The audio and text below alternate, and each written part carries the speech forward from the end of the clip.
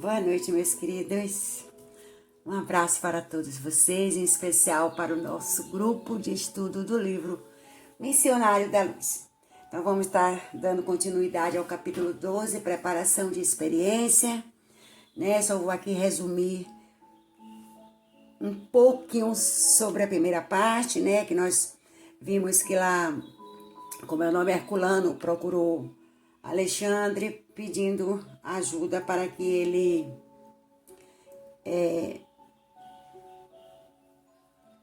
procurasse Segismundo ou Adelino, conversasse com Adelino, que havia sido contemporâneo deles na última reencarnação, e que ajudasse no sentido de que Adelino aceitasse realmente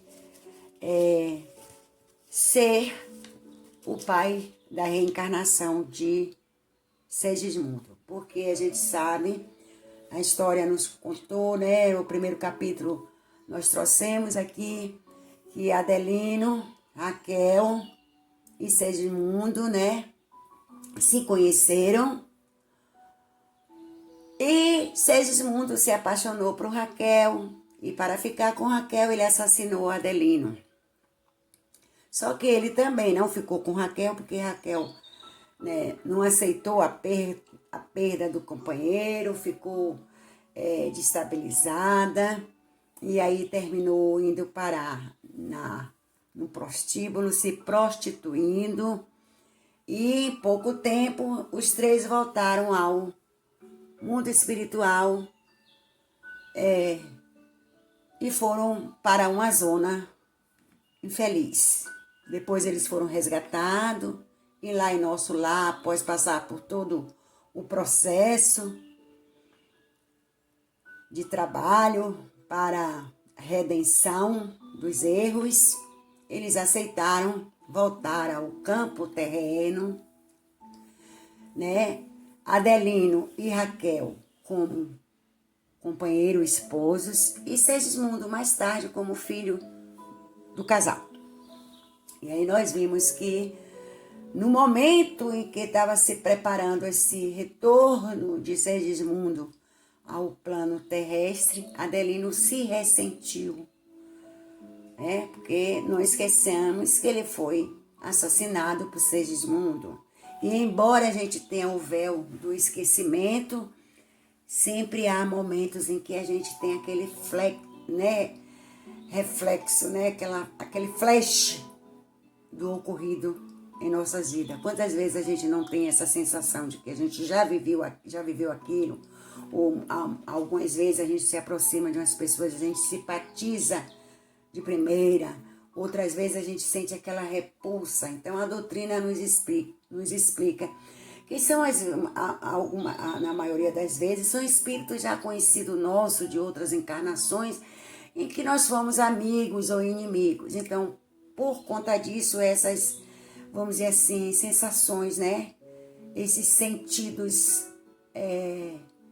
tão aflorados em nós. Mas isso são assuntos que nós podemos voltar posteriormente a falar. No momento, nós vamos nos ater aqui ao nosso capítulo, para não ficar muito comprido o que nós precisamos passar aqui no estudo da noite de hoje.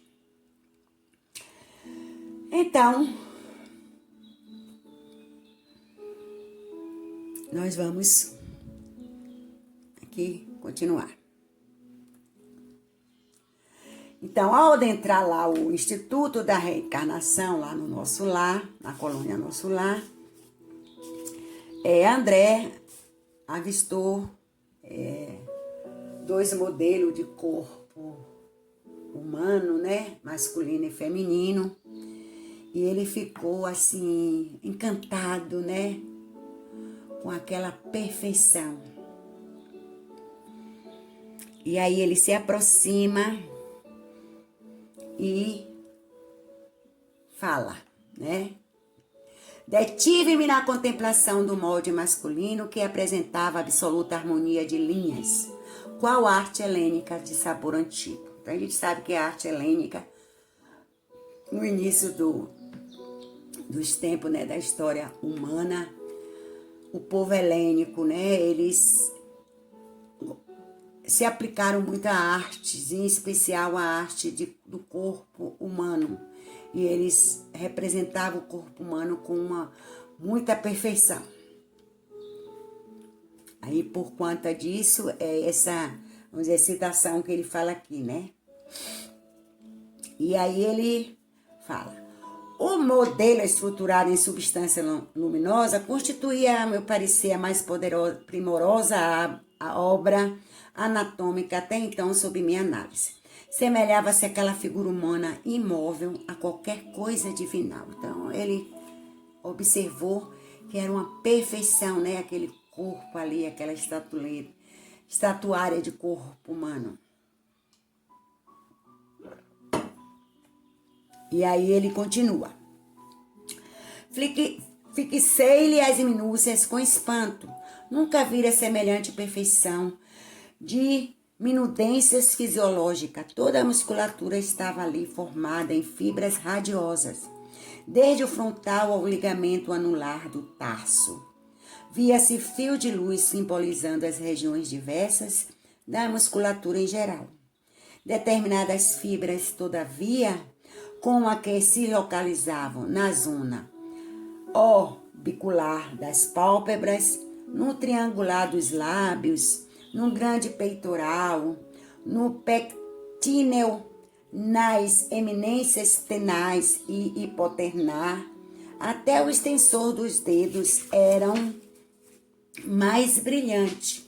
Do exame da superfície, passei a observações mais profundas, identificando as disposições maravilhosas das figuras representativas da circulação linfática e sanguínea.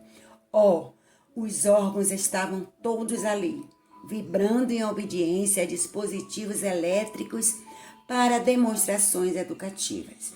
Os vasos para o sangue venoso apresentavam-se em luz acinzentada, ao passo que as regiões do sangue arterial figurava-se em cor encarnada. E aí ele continua.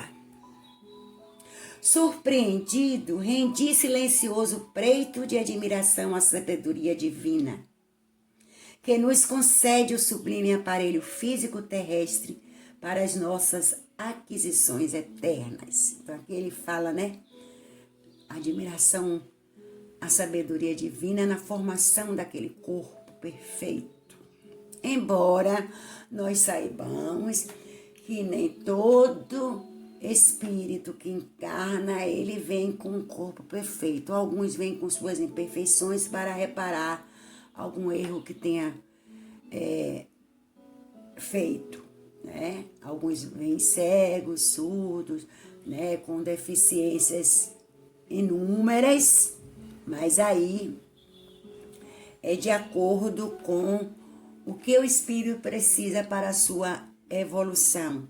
E ainda aqui nesse capítulo nós vamos ver algum exemplo de espíritos que estão se preparando para a reencarnação e que vão levar algumas, vamos dizer assim, alguns defeitozinhos para melhor, né, vencer as tentações da vida terrestre.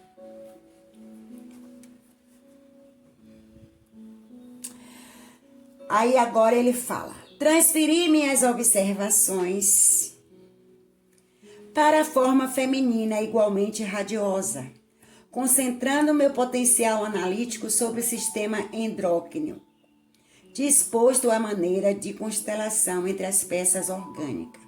Desde a epífise, situada entre os hemisférios cerebrais, até os núcleos procriadores, as glândulas pareciam formar belo sistema luminoso semelhante a pequenos astros de vida, congregados em sentido vertical, qual antena rútila, atraindo a luz procedente do mais alto. Cada qual apresentava sua forma específica, suas expressões vibratórias, suas características particulares, diversificando-se igualmente a cor de cada uma. Embora recebessem todas a seu modo, a coloração da epífise, semelhante a pequeno sol azulado, mantendo em seu campo de atração magnética todas as demais, desde a hipófise, a região dos ovários, como o nosso astro da vida, garantindo a coesão e o movimento de sua grande família de planetas e asteroides. Minha estupefação não tinha limites.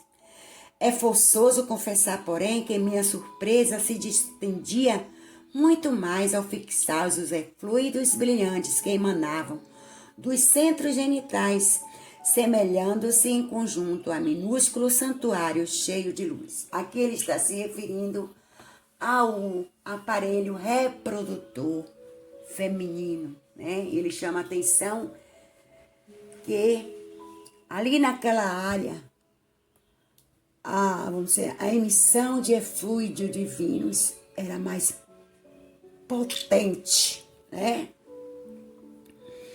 E aí, quando ele faz esse, vamos dizer assim, esse comentário, Alexandre vem em socorro e lhe diz: na crosta, disse-me Alexandre, sorrindo, após reaproximar-se de mim. Em sentido geral, ainda existe muita ignorância acerca da missão divina do sexo. Para nós, porém, que desejamos valorizar as experiências, a paternidade e a maternidade terrestre são sagradas. A faculdade criadora é também divindade do homem. O útero maternal significa para nós outros a porta bendita para a redenção. Para grande número de pessoas na esfera do globo, a visão celestial é símbolo de repouso e alegria sem fim. Enquanto para muitos de nós, a visão terrestre significa trabalho edificante e salutar. Não alcançaremos, porém, a terra prometida do serviço redentor sem o concurso das forças criadoras associadas do homem e da mulher. Então, o que Alexandre está falando aqui, né? Que para eles, né, vamos dizer assim, esse aparelho, ele é muito respeitado, porque eles sabem que é através do aparelho reprodutor feminino e masculino, das glândulas masculinas e da glândula feminina, né, que se dá a união e que vai fazer a formação de um novo corpo. Então, o sexo não é só o prazer. O sexo, ele vai além do prazer sexual, porque é através da relação sexual do homem e da mulher que vai haver a formação de um novo corpo que irá habitar o espírito, né? E que ao reencarnar, ao nascer, ele irá, através do seu trabalho, desenvolver suas qualidades e progredir ao encontro do Criador maior.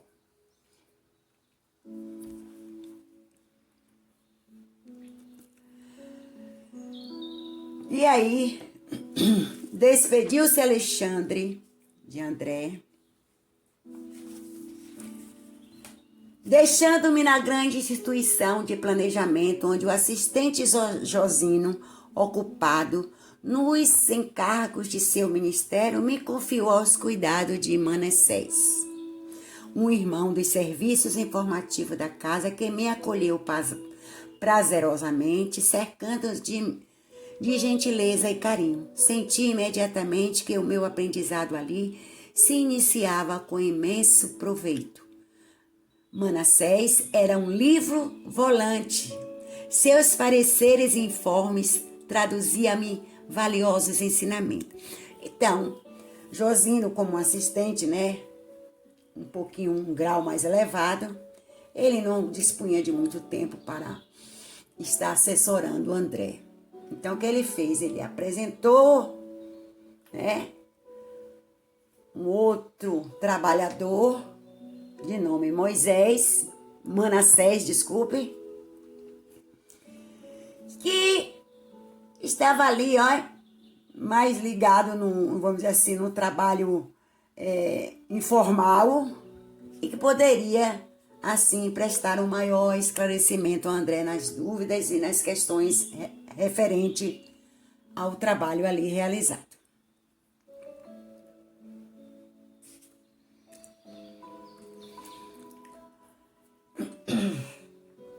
E aí, eu vou voltar aqui um pouquinho, viu, gente? Que eu acho que eu adiantei um pouco. Antes de eu chegar a essa parte aí.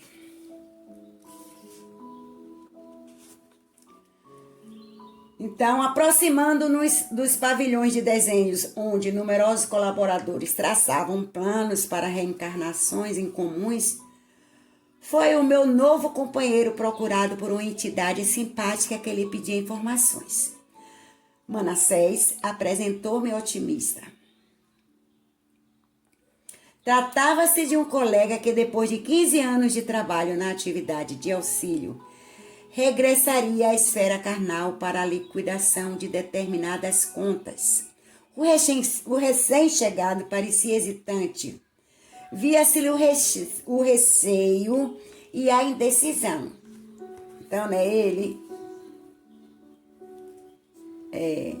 Manassés, né, aproximou-se dele um espírito que estava em vias de reencarnar e que estava ali, mais ou menos, tomando conhecimento de todo o processo, de como seria a sua reencarnação. Mas ele estava meio que indeciso, né, quanto ao êxito da missão. E aí Manassés responde para ele: não se deixe dominar pelas impressões negativas. O problema do renascimento não é assim tão intricado. Naturalmente exige coragem, boas disposições. E aí, o interlocutor, que no caso era...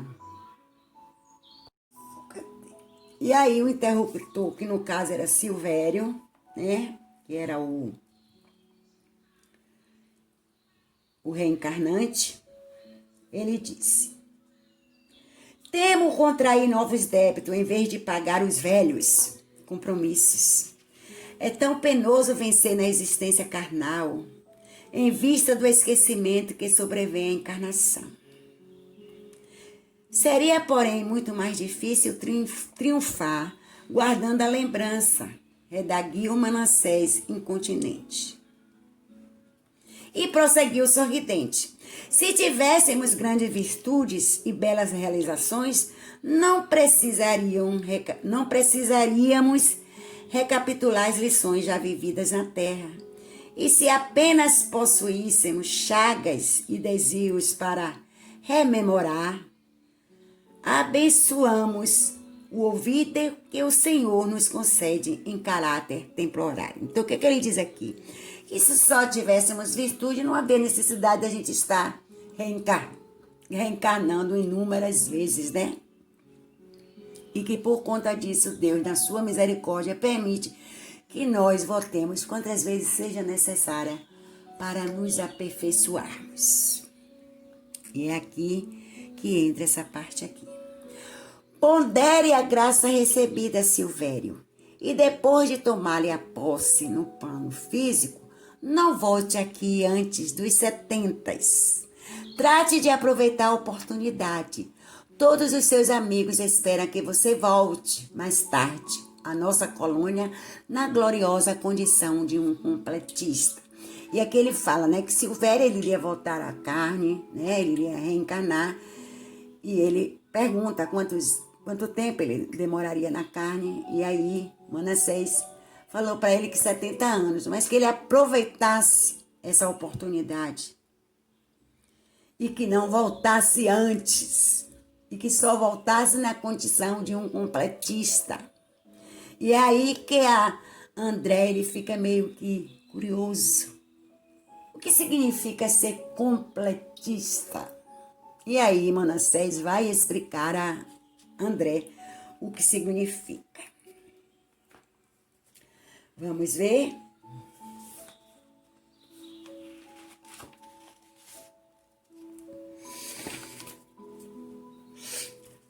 E ele pergunta, né? Meu amigo, o que significa a palavra completista? E aí Manassés sorri e responde: é o título que designa os raros irmãos que aproveitaram todas as possibilidades construtivas que o corpo terrestre lhe oferece. Em geral, quase todos nós regressamos à esfera carnal, perdendo oportunidade muito importante no desperdício das forças fisiológicas. Perambulamos por lá, fazendo alguma coisa de útil para nós e para outrem. Mas, por vezes, desprezemos 50%, 60%, 70% e, frequentemente, até mais das nossas possibilidades. Em muitas ocasiões, prevalece ainda contra nós o agravante de termos movimentado as energias sagradas da vida em atividades inferiores, que desagradam a inteligência e embrutecem o coração. Aquele, porém, que mobilizam a máquina física à maneira do operário fidelíssimo, conquistaram direitos muito expressivos em nossos planos. O completista, na qualidade de trabalhador leal e produtivo, pode escolher à vontade o corpo futuro quando lhe apraz o regresso à crosta, em missões de amor e iluminação, ou recebe veículo empobrecido para o progressimento de suas tarefas, a caminho dos círculos mais elevados do trabalho. Então, o que é que ele explicou aqui para André, né? Que o completista é aquele espírito que reencarna e que aproveita todo o seu tempo de encarnação na Terra, fazendo o bem, evoluindo, ajudando ao outro. E que por conta disso, ao retornarem ao campo espiritual, eles podem escolher o corpo que ele irá utilizar na próxima sua reencarnação. Um corpo mais perfeito, né? Inteligência, como é o nome? A abertura do seu campo da inteligência, né? Para progredir em alguma, vamos dizer assim, alguma área de conhecimento aqui na Terra, na medicina, na tecnologia, na psicologia, né? No magistrado, e N obras que ele pode realizar aqui na Terra. Aqueles que desperdiçam o seu tempo aqui na Terra, né? Que leva a coisa vamos dizer assim, no exagero, né? Nos vícios, seja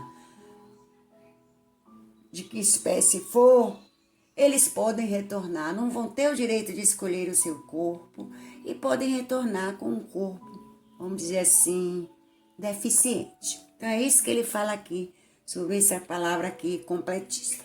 Vamos continuar o nosso estudo. Em seguida, convidado pelo meu novo amigo, penetrei numa das dependências consagradas aos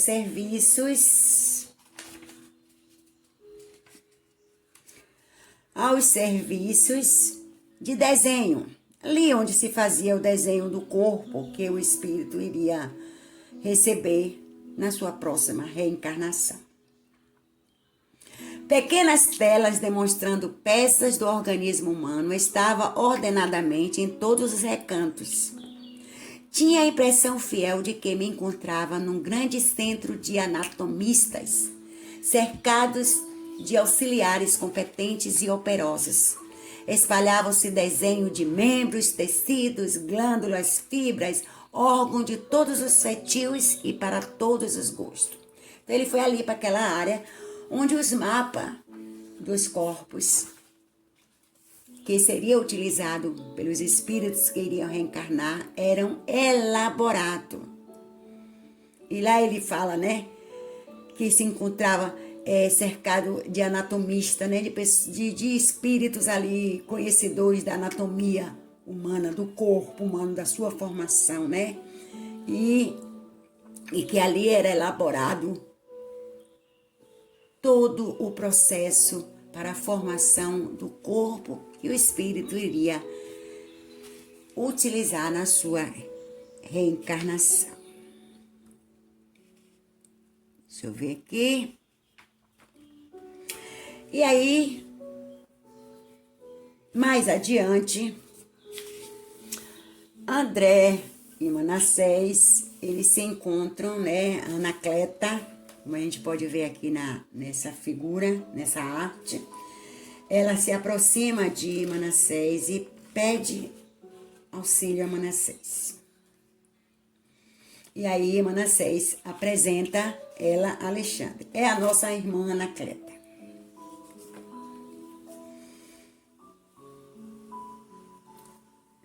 Então ela veja bem. Então aqui ela vem. Trata-se de uma das nossas trabalhadoras mais corajosas. A senhora sorriu algo contrasfeita por se ver focalizada na opinião franca do companheiro. Todavia, Manassés, com o otimismo que lhe era característico, prosseguiu. Imagine que voltará à esfera do globo em breve dias, em tarefa de profunda abnegação por 4 entidades que há mais de 40 anos se debatem em regiões abismais das zonas inferiores. E ela responde, não vejo nisso abnegação alguma. Cumprirei tão somente um dever. E aí ela foi explicar a Alexandre a André do que se tratava. As mães que não completaram a obra de amor que o pai lhe confia junto dos filhos amados devem ser bastante fortes para recomeçarem os serviços imperfeitos. Esse é o meu caso, ela dizendo, né, que era o caso dela. Não se deve mencionar sacrifício onde existe apenas obrigação. Então, ela está dizendo aqui que não é sacrifício nenhum, que é apenas obrigação, é dever dela. Se ela falhou, né, na missão de mãe, ela agora está tentando resgatar. Regressará então entre breve? Pergunta André. De qualquer maneira, sua resolução traz devotamento e bondade. Não posso esquecer que também minha mãe voltou ao círculo da carne, tangida pela sublime dedicação. Aqui ele, de novo, ele toca no fato da mãe ter retornado ao plano terrestre, né, para resgatar o pai dele. E aí ela enche os olhos de lágrima e diz: muito grata pelo conforto de suas palavras. Mais tarde, ao se lembrar de mim, ajude-me com o seu pensamento amigo. Ela falando, né, que ela está agradecida a ele, que ao lembrar dela mais tarde, quando ela já se encontrar encarnada, que ele, né, ajudasse com o pensamento de amigo. E aí Manassés pergunta a ela, já recebeu todos os projetos? Ou seja, todo aquele processo, né, referente à reencarnação, se ela já havia recebido, né, o mapa com o tipo de corpo que ela iria ter, né, quanto tempo ela iria permanecer encarnada e alguns, vamos dizer assim, algumas coisas que iriam acontecer, né, e faria parte desse processo, porque algumas coisas o espírito, mais ou menos, ele programa na espiritualidade, mas não é 100%, porque durante a reencarnação alguns fatos podem acontecer que desviem um pouco daquela meta, mas o principal ele é abordado, é colocado ali no todo o projeto. E aí ela diz, sim, não somente os que se referem aos meus pobres filhos, mas também a planta relativa à minha própria forma futura, ou seja, ao corpo. Então ele pergunta, está satisfeita? Ela diz, muitíssimo. Na lei do Pai, a justiça está cheia de misericórdia e continuo na condição de grande devedora. Em seguida, ela vai e aí Manassés faz essa observação para André. Anacleta é um exemplo vivo de ternura e devotamento, mas voltará a lutas do corpo a fim de operar determinadas retificações no coração materno. Por improvidência dela, em outro tempo, os 4 filhos que o Senhor lhe confiara, caíra desastradamente. A pobrezinha albergava certas noções de carinho que não lhe compadece com a realidade. Seu esposo era homem pobre e trabalhador, e apesar de abastado, nunca se esqueceu dos deveres que lhe prendiam as atividades do homem, de bem ao campo da sociedade geral. Caracterizava-se por uma energia sempre construtiva, mas a esposa, no caso Anacleta, embora devotíssima, contrariava-lhes a influência do lar, viciando o afeto de mãe com os excessos da meiguice desavorada, ou seja, ela no seu afã de servir aos filhos, um afã no caso, né, de servir aos filhos, ela lhe fazia todas as vontades, né, é aquela questão, a gente deve dizer sim, mas também nós temos que praticar o não. Porque se a gente tem uma criação em que a gente só diz sim, sim a tudo, a gente pode mais tarde se arrepender. Então o não às vezes era necessário. Foi o que aconteceu aqui com a nossa irmã. E como consequência indireta, 4 almas não encontraram recursos para a jornada de redenção. 3 rapazes e uma jovem, cuja preparação intelectual exigira os mais árduos sacrifícios, ou seja, né, a educação intelectual dada a ele, os estudos, a preparação profissional, foi lhe dado com todos os sacrifícios do pai e da mãe. Entretanto, caíram muito cedo em desregramentos de natureza física e moral, a pretexto de atenderem a obrigações sociais. Então, estavam mais ligados a curtir a vida, né? Festas e etc e tal, mais ou menos isso. E tão degradantes foram esses desregramentos que perderam muito cedo o templo do corpo, ou seja, morreram muito jovens, entrando em regiões baixas, em tristes condições. Anacleta, contudo, voltando ao campo espiritual, compreendeu o problema e dispôs-se a trabalhar afanosamente para conseguir não só a reencarnação de si própria, senão também a dos filhos que deverão segui-las nas provas purificadoras da crosta. Então, esse era o projeto de Anacleta, né? Voltar à existência terrena de novo, né? Gerar seus filhos em encarnações anteriores e trabalhar em proveito de si própria e de elevação desses espíritos. Então é isso que nós vimos aqui, né? E aí nós vamos mais um pouquinho. E aí ele pergunta, quantos anos gastou para obter semelhantes concessão? E Manassés responde, mais de 30 anos. Então foi necessário que ela lá na espiritualidade, mais de 30 anos, ela trabalhasse para poder ter condições, ter o aval da espiritualidade para retornar ao campo terreno.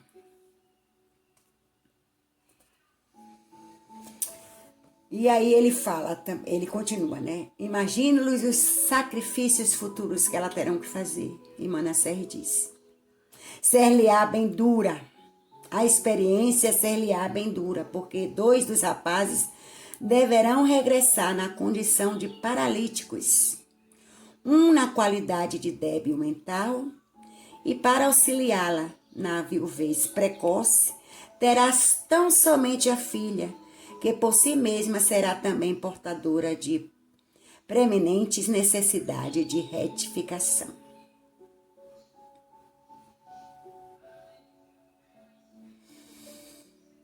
E aí ele fala, e a dizer de minha profunda surpresa diante do mecanismo de introdução ao serviço reencarnacionista, quando outra irmã se acercou de nós procurando por Manassés. E aí essa irmã fala para Manassés, né? Desejo sua interferência na retificação do meu plano. E abrindo o pequeno mapa, na qual se via desenhada com extrema perfeição o organismo de mulher, acentuou: veja bem o meu projeto. E a recém-chegada indicou os pontos do projeto onde se localizava o colo e falou: fui advertida por benfeitores daqui, no sentido de não me apresentar na crosta, dentro de linhas impecáveis para a forma física, ou seja, numa aparência, vamos dizer assim, uma beleza estrutural. E em razão disso, para que eu tenha mais probabilidades de êxito em meu favor, na tarefa que me proponho desempenhar, estimaria que a tireoides e as paratireoides não estivessem tão perfeitamente delineadas. Como sabe, Manassés, minha tarefa não será fácil. Devo reaver um patrimônio espiritual de grandes proporções. Preciso fugir de qualquer possibilidade de queda, e a perfeita harmonia física me perturbaria as atividades. Então ela está dizendo que se ela vier num corpo físico, vamos dizer assim, numa aparência bela, ela vai ter dificuldade para levar a cabo o seu projeto de proposta reencarnatória.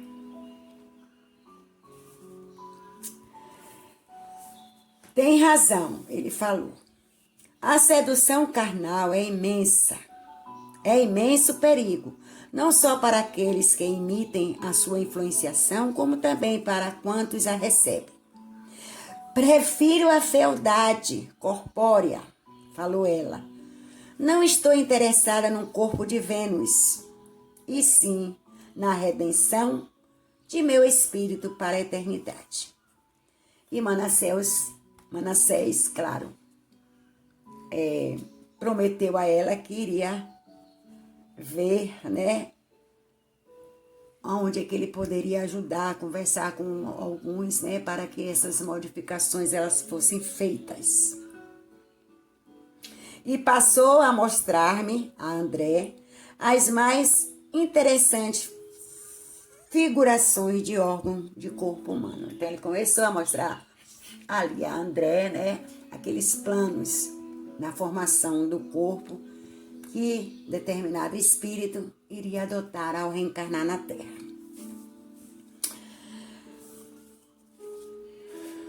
Admirava, tomado de profunda impressão, aqueles gráficos numerosos que se alinhavam com absoluta ordem, demonstrando o cuidado espiritual que procede o serviço de reencarnações, quando meu amigo ponderou. Deixa eu ver se eu estou aqui. A medicina humana será muito diferente no futuro, quando a ciência puder compreender a extensão e complexidade dos fatores mentais no campo das moléstias do corpo físico.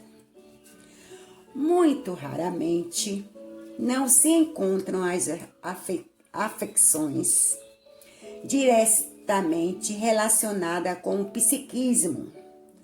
Todos os órgãos são subordinados à ascensão moral.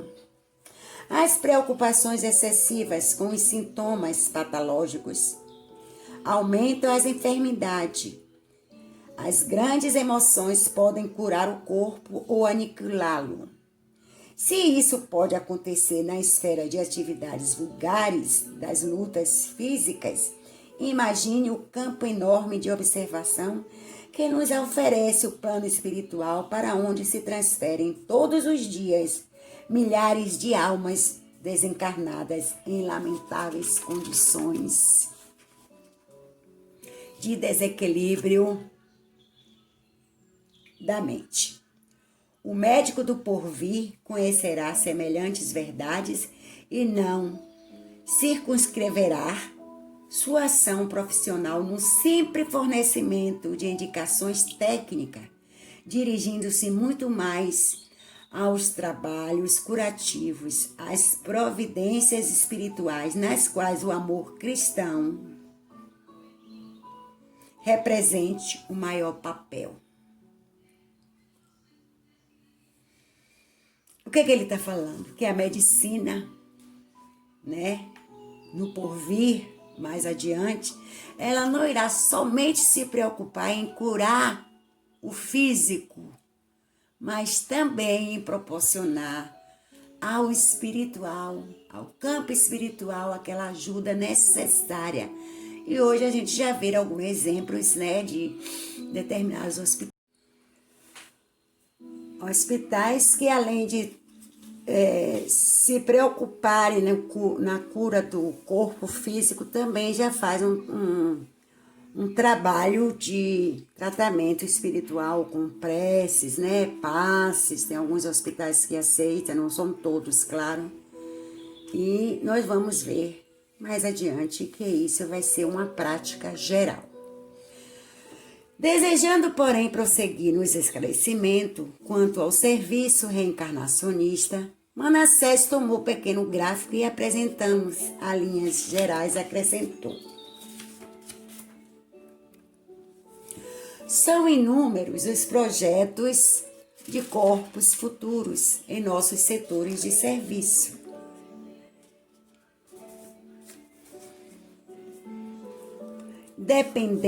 Dependendo-se da maioria deles que todos os enfermos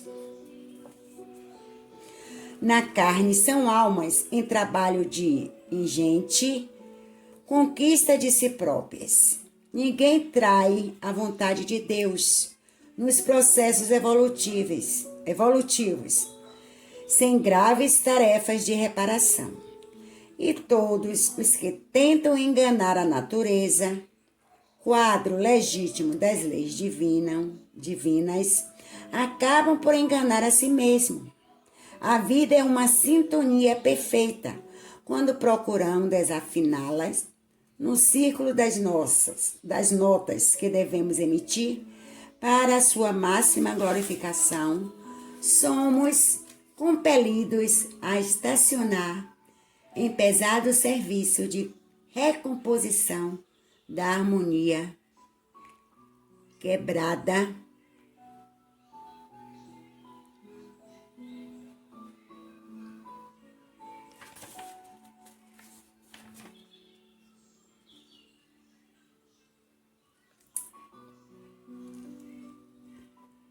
e durante alguns dias ali permaneci na instituição benemérita, compreendendo que a existência humana não é um ato acidental e que no plano da ordem divina a justiça exerce o seu ministério, todos os dias obedecendo ao alto desígnio que manda ministrar os dons da vida a cada um por suas obras. Então aqui nós chegamos ao final. Aqui foi André relatando, né, passando para o nosso irmão Chico aquela experiência que ele vivenciou ali no Instituto de Reencarnação da colônia Nosso Lar, onde ele foi se preparar, né, conhecer um pouco mais a fundo essa função, né, esse trabalho realizado pelo mundo espiritual na reencarnação daqueles espíritos que estavam em vias de reencarnarem. Então, como eu falei no final do outro vídeo, aqui, que fique bem claro para nós que essa questão do trabalho espiritual que nós desenvolvemos, tanto enquanto encarnado, é de suma importância que a gente conheça, né, os seus, vamos dizer assim, as suas nuances, né, aqueles pontos que a gente tem que observar, porque normalmente quando o trabalho é feito numa casa espírita, esse trabalho não é realizado só pelos encarnados que ali se encontram, mas há uma equipe espiritual ali nos assessorando, né? Permitindo que aquele trabalho seja realizado da melhor maneira possível. E nós temos que estar atento a esses cuidados. Como é que nós podemos estar atento? Através dos estudos, através da frequência, né? Através da ajuda nos trabalhos sociais que são realizados, né? No acolhimento àquele nosso irmão que está com algum problema, e aquele nosso companheiro, que algumas vezes, alguns companheiros nossos também passam por alguns problemas, sejam físicos, sejam espirituais, e que nós precisamos estar abertos, né, sempre. Hoje, por exemplo, né, ontem, o nosso irmão Divaldo fez uma cirurgia, e até o momento eu não tenho, não tenho notícia de como aconteceu, mas até o momento, pelo que a gente sabe, né, correu tudo bem, né, graças a Deus, porque do contrário alguma coisa teria vazado. Então é porque correu tudo bem, graças a Deus. Então nós o que? Nós nos dispusemos ao fazermos as nossas orações, né, ao nos concentrarmos, a gente enviar energias boas para o nosso irmão, para que ele tenha o seu pronto restabelecimento, que volte muito em breve a estar no seu trabalho, né, de ajuda. Então, é isso aí. Nós temos que estar sempre atento às nossas responsabilidades, né? A doutrina que a gente abraça, né, que nós estamos abraçando agora neste momento. Então, é de excepcional competência nossa estarmos sempre trabalhando, estudando, lendo, assistindo um vídeo, que com essa nossa nova tecnologia que no momento eu estou utilizando para chegar até vocês, nos traz, né, tanta coisas boas para a gente aprender, vivenciar e, na medida do possível, estarmos colocando em prática. Então, tudo isso é evolução. Assim como a medicina está evoluindo, nós, enquanto encarnados, estamos também num processo de evolução, mas não vamos nos preocupar em só evoluirmos intelectualmente, vamos também tentarmos evoluirmos espiritualmente, para que, quando necessário for retornarmos à Terra, a gente tenha a oportunidade de, se não pudermos escolher o nosso corpo, pelo menos a gente contar com a ajuda daqueles que nos ajudaram enquanto encarnado, que são simpatizantes das nossas ações, a virmos e termos a chance de fazermos melhor. Então, gente, é isso aí. Muito obrigado. Né? Vou ver aqui se eu edito esse vídeo, porque meu celular estava cheio, então foram muitas videoaulas, né? Eu vou ver se eu compacto ele em um só. Se não for possível, vocês me desculpem, viu? Peço a compreensão de vocês e um beijão para cada um de vocês. E até a próxima, se Deus assim permitir.